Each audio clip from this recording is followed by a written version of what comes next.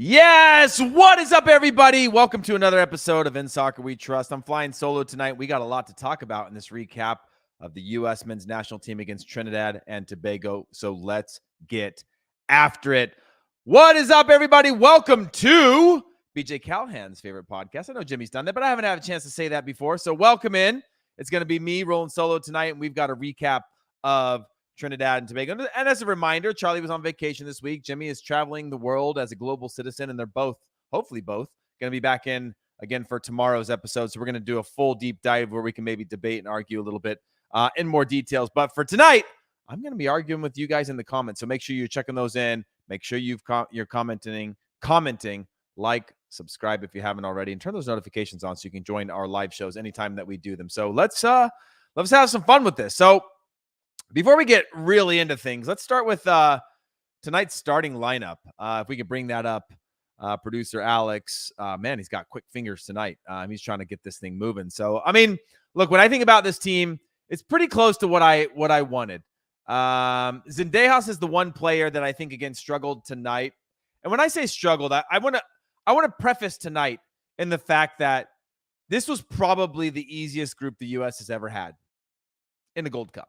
Right, in terms of their opponents. They still ended up with a draw against Jamaica, who I think were a pretty equal opponent. And we're seeing Jamaica absolutely run over everybody as well in the group stages. But the other two opponents, there wasn't anybody in there that was going to maybe stir the pot a little bit as to who might exit, who might be like, a little bit of a sleeper team that could not necessarily get out of the group, but could challenge a team at some point to disrupt the natural order of how we would have predicted this group to go. But when I look at this team, Zendejas was one that I think continues to maybe not have the confidence that he once did, or the upside, or the current upside of what we'd seen him before. So he's one that I think struggled a little bit. Outside of that, though, I loved seeing Miles Robinson on the field again. Brian Reynolds, I thought, was fully solid. Busio was really good again. And let's again keep this in perspective. It's crazy to think about Busio, and actually, I'm gonna actually hit this right now and look at what his age is. And Luca Busio, but I'm gonna look at what his age is. 21 years old, right? He's a 21-year-old kid. He's been out of the national team for a while now. Gone through hell of relegating from Serie A into Serie B, them struggling at times Serie B, almost fighting their way back up into a into a playoff spot in Serie B. But this is a player who has so much talent and isn't even in the discussion right now. And the reason I say that is because you can see the quality that we have within our group. We can see the generational talent we have within our group. You can see the depth that we have within our national team. And I'll get to Cade Cowell as well, who's still a teenager and getting his first goal for the national team. I don't want anybody to think that I'm talking about how unbelievable it is to play this way against this Trinidad side. This is not Trinidad of the past. This is a very different Trinidad team that's going on right now. This is a team that has a lot of domestic players in a domestic league that didn't exist for a few years, right? There was a lot going on with Trinidad. I thought they fought hard, and I want to give a shout out and nothing but respect to St. Kitts, who made it to their first ever one. I saw, again, my old teammate Atiba Harris post about how the game against Mexico, the game against, who was it?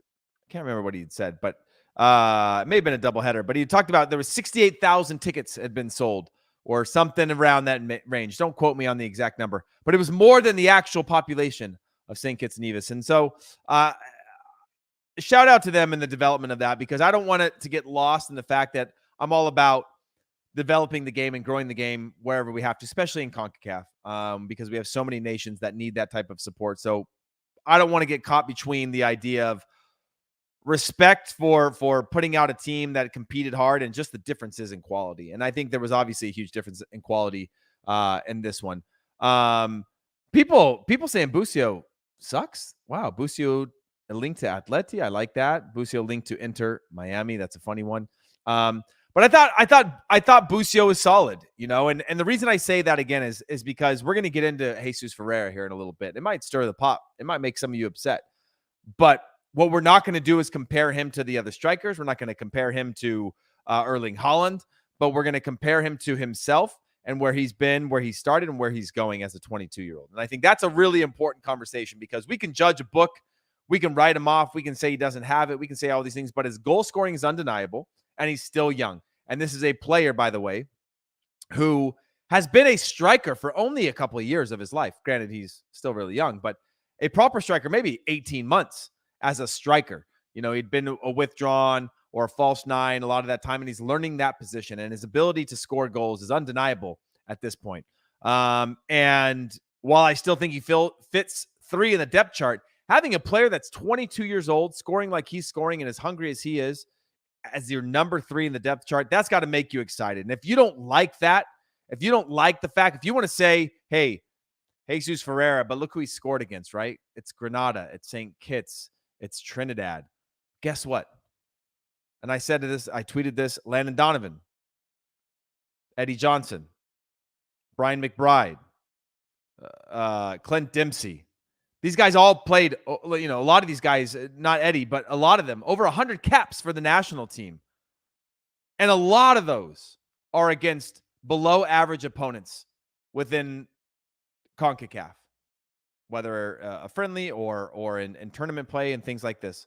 And he's already tied Landon Donovan for the most hat tricks of all time. Landon, generally a midfielder, so I get that. Very, very talented. And I don't want to compare the two of them as players. I'm just saying this is probably the easiest group we've ever had in a Gold Cup. But scoring a hat trick is unbelievable. I don't care what anybody thinks. And I still think that he fits as the number 3 in our depth chart behind Pepe and Balogun. But that is a quality sign. And his body language, his response, the things that he's doing, I think are really, really great. And so I think we need to give him that respect. You can say he didn't score against the Netherlands. You can say, and of course we should. And we did. But the reality is he's 22 years old. And if he was 27, 28, 29, 30 or whatever, I'd be like, all right, that was his last World Cup and he didn't do it. That was his chance to be a star and whatever. But you're seeing this player continue to develop into the player that he's becoming. And there's little details about his game that I really like. His ability to get a shot off quickly. We've seen a number of times in the goals that he scored at the club level and the international level, his ability, whether it's a good first touch or a bad first touch, to set his feet up and release that ball before a goalkeeper can set his feet or a defender can make a reaction is unbelievable. And he's got other little details to his game that I think are important and admirable and improving. And so I think we have to give this guy respect. And there's no way around it. Somebody's going to come up, and it's real quiet on Twitter right now because I think people are having trouble building the narrative needed. And that's if I'm Jesus Ferreira, and I don't do it for the haters or for the fans or whatever. I do it to be the best player I can be. But you're trying to become undeniable. You're trying to show that no matter who it is, you can't control who the opponent is. You can only control how you play, and I think that he did that. Obviously, the second half, by the way, and I want to get to that, but first half, I thought the team was really good, really solid. And don't get me wrong, 6-0 on their way to the Gold Cup quarterfinals, as you guys know, is a pretty big blowout. Start to finish, pretty solid performance. Yes, Trinidad had a chance early on, and you think about those types of things and how they could be different. But that's not what ended up happening. The theme I like about this U.S. team also, early goals. That's so important. Again, take the opponent out. Scoring early goals really changes the dynamic. Trinidad had to go out and try to get the win in order for them to go through. So they played maybe a little bit more freely or more exposed. I think the U.S. exploited that really, really well. But when I look at the starting 11 that we put out, Jalen Neal, I thought was solid. He got spun like a top a couple times. But again, that's a good thing for a player of his age. This is a guy who didn't go to the U20 World Cup. He's getting quality minutes with the LA Galaxy, a team that are really poor this year. And he's going through it. And he overcommitted on a play, got spun like a top, got beat a couple times. And I like that for a player like that. When the U.S. can win a game 6-0 and our young players can find something to learn, because we talk about, there's nothing to judge. We can judge in the critical moments of saying, hey, against a better opponent, you're going to get beat. You're going to get slammed. My worry for this team, though, going into the knockout rounds, and we'll get into this more when Jimmy and Chuck Wagon are back, is we saw this in the U20 World Cup. We kind of cruise through things. I actually do think we got some experience, though, out of the Jamaica game in terms of a wake-up call saying, hey, you're going to have to compete. There's some good teams in this tournament, especially when you get to the knockout rounds. There's going to be no free pass going into the knockout rounds. It could be, from what I understand, Guatemala a team that we should comfortably beat. Canada, you don't want to play Canada if they come out in second position in Group D, and Guadeloupe, who we know on paper have a lot of quality players, and John Herdman mentioned that in terms of that pathway. Not going to be an easy one, but I do like our chances. But we are going to play against a team. When you get to the knockout rounds, by the way, it's not group play. It's not saying, hey, we know, okay, first game we're going to play this way. Second game we need to get the points. Third game we're going to try to secure our passage to the knockout rounds. You're talking about a team that might sit back no matter who you are. They might high press. They might change the game on you completely, and you don't know what it is because lose, you go home. And so having some of our young players get experiences like that, I think is really an important factor in all of this. I think the tactics were good. It's hard to judge the tactics in a night like this when you're controlling the game from start to finish. But I do like the team that we rolled out in terms of the quality. By the way, I don't want to turn Cade Cowell into a super sub because I think that's a cheap and easy excuse to take a player and put them on the bench and go, oh, yeah, when the game opens up, this is a guy that can really get behind defenses and things like that. But when you're a teenager and these are your chances and these are the opportunities, he did exactly what he had to do. Came on the field, made an impact at the very first go, picked off a ball. Again, Stu Holden actually said it really well because it looked like maybe he was out of control, and 3 different chances on his way to scoring that goal looked like it was going to close off, and he was able to keep his composure and bring it to a finish. Valuable minutes, and maybe even more valuable than 70 minutes, right? Or 60 minutes or 45 minutes as a starter. His ability to come on and not necessarily show that he's capable of it because we can see what his upside is going to be, but more so his confidence, just his confidence within the national team when you can go out and you can score a goal and you can be impactful in your window of time where you can harness the energy that you have and you don't have to balance it out because it was a really hot game tonight with, 2 obviously stoppages for hydration and things like that. So I kind of like him coming off the bench right now. And I think similarly with the A team, if he stays in that A team core, that group, I'd like to see him get those minutes off the bench because he can be disruptive and work into being a starter, proving himself to be an impactful player over 90 minutes. I think he's so far from us saying, oh, this is going to be a guy who, only when the game's open and it's big, whatever. And similar to Jesus Ferreira, right? A guy that we thought, oh yeah, against a crap opponent, he can score goals. We know that he needs to be more clinical in bigger moments and when there's fewer moments to score from. But we're talking about really young guys, so I like the upside of these guys. Did you guys like the starting lineup? Did you think it should be different? Would you like to see Vasquez on more? Because I think it's a hard argument right now with Jesus Ferreira in the form that he's in. Vasquez sort of just has to sit and wait and figure it out when he gets his moments, which he did tonight. Gets his chance, misses one, and then gets another one, is able to put that away. James Morris is saying Balo or Pepe would have scored 20 goals. Look, man, it's I again use the context of Jesus Ferreira has 3 hat tricks for the national team. He's got 14 goals, I think it is now, with the national team. And the reason I argue that is because we had Clint Dempsey, we had Landon Donovan, we had Eddie Johnson, we had Brian McBride, we had all these guys who are on the Mount Rushmore of attackers for U.S. soccer history, and they did not do that. Some of them with well over 100 caps, where they played a Guatemala 20 times.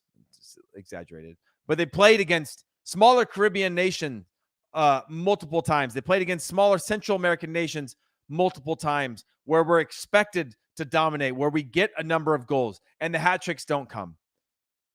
And so you cannot deny when the hat tricks do come against those types of opponents. Landon played a lot of games against lower level teams. Yes, he was sort of a withdrawn false 9, more central midfielder type, but we had Clint Dempsey as well. We had a number of strikers throughout the years. Josie Altidore, another one. Tons and tons of caps for these guys.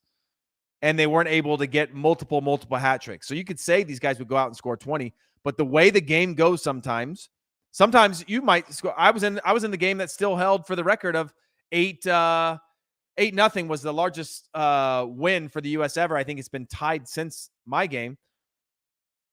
But those goals got spread around and everybody started scoring goals and things like that. But to get a guy who can get 3 goals, yes, one of them was a penalty, is a big deal. And it's a very, very difficult thing to do. So I'm going to give credit to him y'all can hate me for that, but I still think he has a lot to prove. I still think he's 3 on the depth chart, but to score 3 goals in a game 3 times at his age, regardless of opponent, I think is undermining the difficulties of scoring goals at the international level, regardless of the opponent. Because again, if it was that easy, we'd have some of our legends, who I think are true legends in the global game, have done. They would have done more with those types of opportunities against these types of teams as well. But we're going to take a first and only break of the show. When we come back, we're going to talk about group implications and where we head to the knockout rounds, as well as we had a couple guys in Sonora and Aiden Morris leaving the team for different reasons.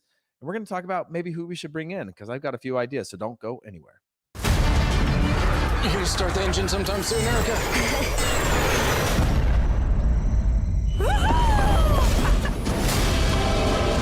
Do you know the odds of all of us being here at this time? It's improbable, yet here we are, together. Hold on to your saddles.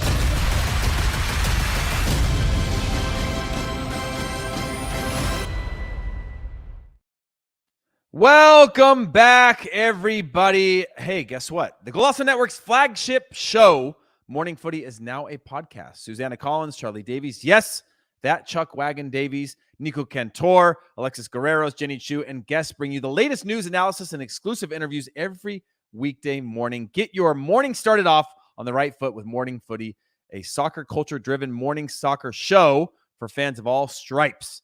Download and follow on Apple, Spotify, and wherever else you find your podcast. So welcome back, everybody. We got to talk a little bit. And just to clear the air before we went into commercial break there for a second, I am not comparing Jesus Ferreira to Landon Donovan. I am not comparing him to Josie Altidore. I'm not comparing him to Clint Dempsey. I am only stating that if it was that easy to score 3 goals in a game, our bona fide legends would have done it more.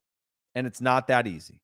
And so I'm just trying to give a little bit of credit. Now, he falls a little bit more into the depth charts over time, and we're going to talk more about that with Chuck. And, you know, Chuck scored in some big moments for the national team. And at a certain point, the judgment's not going to come on Jesus Ferreira's ability to score big goals. Multiple goals. It's going to be the big goals, right? And that goes back to the Netherlands, and it goes back to, you know, the big moments, as we saw in the comments, people talking about Algeria, people talking about in the World Cup, people talking about Spain and in the Confederations Cup semifinal. Huge moments like that, people rise to the occasion. Jesus Ferreira, I think, is going to continue to get those types of moments, hopefully moving forward. He's down in the depth chart, so he might be the guy that comes off the bench if he's in the national team at those points. But he will ultimately be judged by his ability to convert in big moments, just like any of our star players have been. So let's keep it moving now. Let's talk a little bit about the bracket permutations.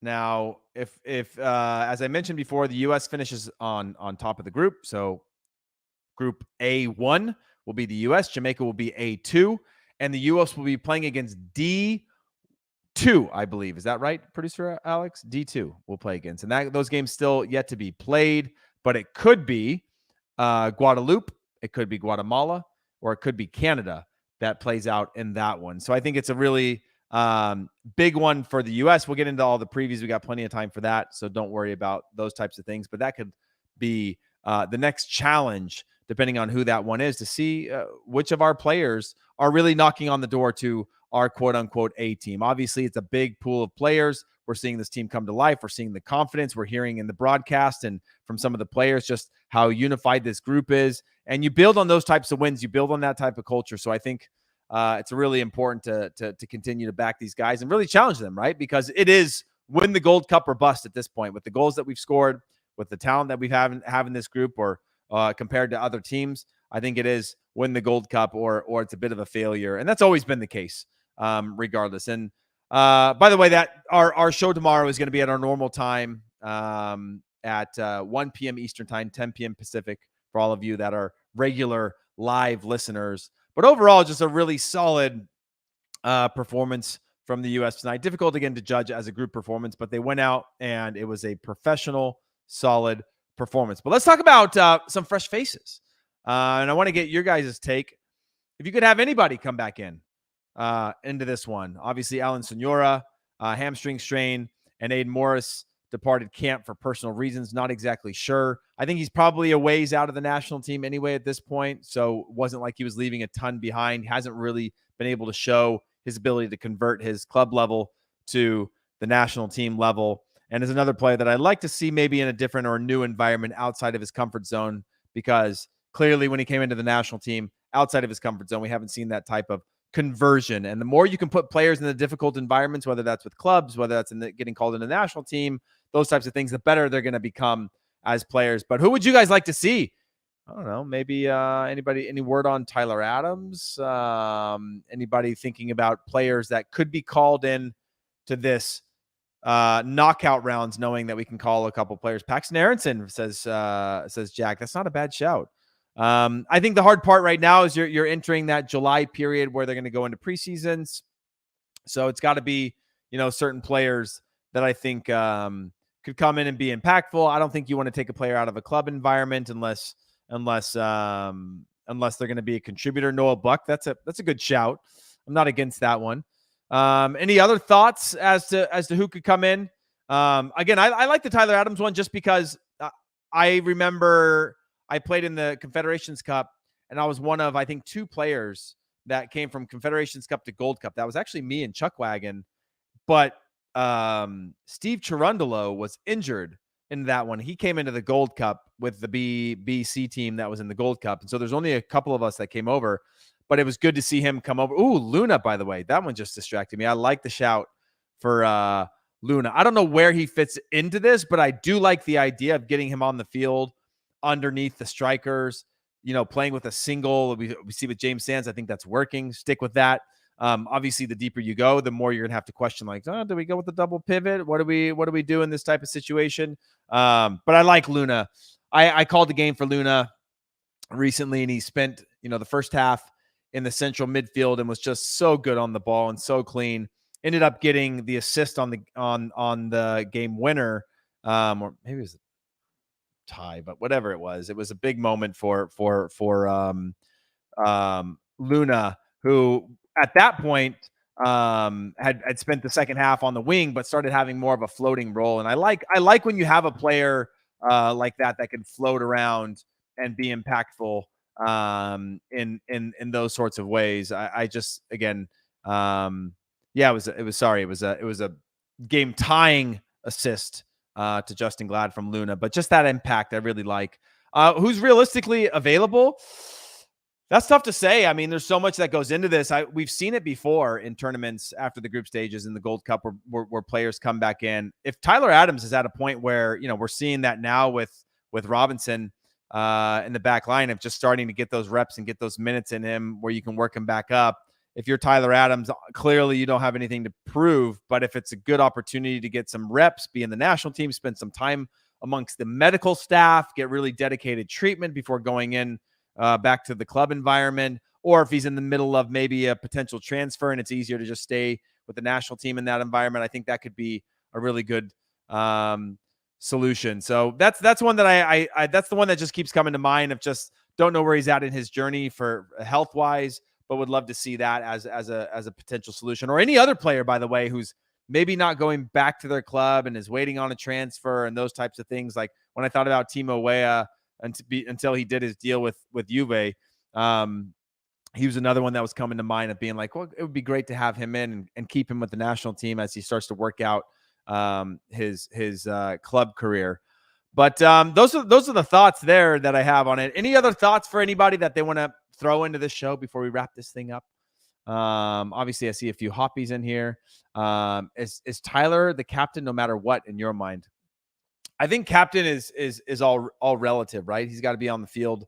We saw some changing in terms of MMA. Ultimately, I don't think MMA is the solution, which means somebody is going to have to give up their space somewhere for us to play a little bit of a different, more dynamic attacking style. And so I do think he is a captain material. I think he's truly a leader. I think he's proven that over time. If he's on the field, I think you give him that captain's band. But again, I don't think anybody is safe with the pool of players that we're building. We're continuing to add some dynamics that just outside of your Pulisic's maybe and Balogun at this point. I don't see a whole lot of lock starters. And I guess, I mean, even Turner at this point has to figure out the club situation. And so I think there's a lot of good, healthy competition that's coming in and making this pool more robust and players challenging each other in all of the right ways. So final thoughts for me, I guess, are that, the U.S. still has a lot to prove. Obviously, they did really well in the group stages, a very easy group stages. I think they were professional in all of this. I'm impressed with some of these players stepping up and showing that, hey, I'm not going to make this about the opponent that we have. I'm going to try to be dominant in this one. And that's pretty much it. I mean, we're only going to judge them on the next game. And again, for me, it's win the Gold Cup or bust. And I think they're in a good form and a good mindset right now, but it'll be remains to be seen if they're able to take this all the way to a final, because there could be some difficult hiccups along the way.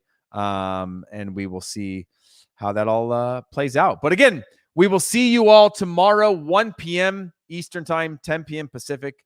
Jimmy, Chuck Wagon, myself, we're going to debate all this. We're going to get very hot and heavy probably about the Jesus Ferreira conversation and what that means, because it's really one worth debating for the young 22-year-old. And I appreciate all of you for listening to In Soccer We Trust.